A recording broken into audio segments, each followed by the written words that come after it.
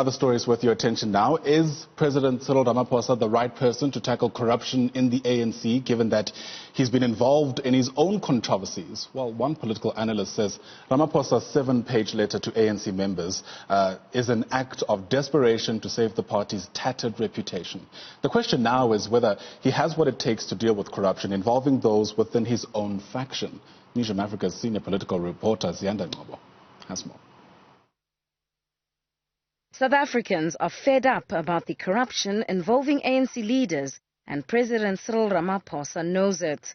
In videos from Newzroom Afrika viewers, they were asked to weigh in on whether they believe the governing party is capable of tackling corruption within its ranks. The commander-in-chief, the president, is deeply conflicted. He's part of the rotten system, because he started with that CR17 bank transactions that are still sealed. They must be unsealed.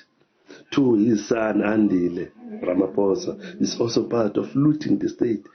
And also his friend, the Oppenheimer, the Rupert, the Vice, all of them are looting the state. So it means we are in state capture right through.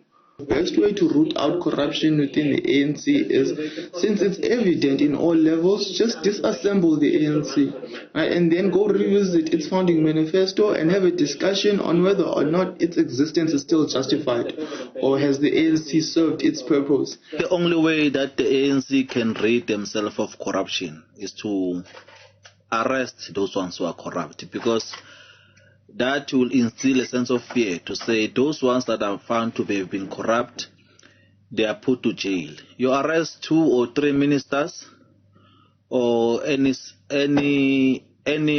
senior members of the party, then that will be an example enough for them to stay away from corruption. Ramaphosa now has to contend with the possibility that some of his ANC comrades could be charged with corruption.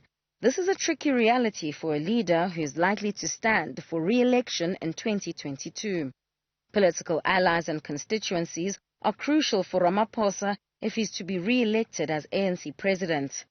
Analyst Somadota Figeni says the president cannot be seen to be choosing sides, otherwise he'll lose credibility. He is in a weaker state until he moves on this, and he's seen to be moving beyond just words but action. This letter to the general membership might be a calculated move where he finds that in the NEC he's not getting the joy he wants, in the top 6 he's not getting the unanimity needed, and therefore direct appeal to the branches and the general membership might be to pass those structures which might also feel they are implicated or which might still be spinning in the factional battles.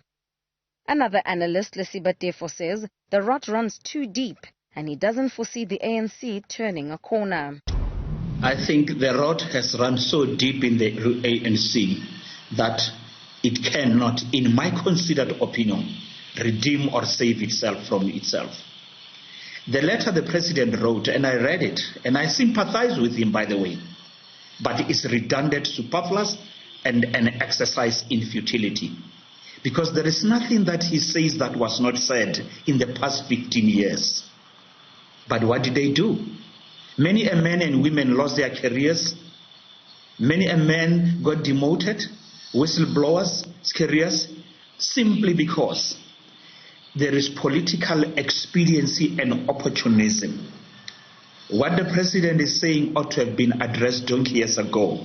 For example, doing business as an employee of the state or an employee of the Department of Agriculture with the Department of Agriculture can never be condoned. The president has penned a 7-page letter to party members on corruption, including that those who are implicated step aside. But this is unlikely to move South Africans who've had enough of empty promises. For them, actions speak louder than a 7-page missive from the president. For Newzroom Afrika on Channel 405, I'm Ziyanda Ngcobo in Johannesburg.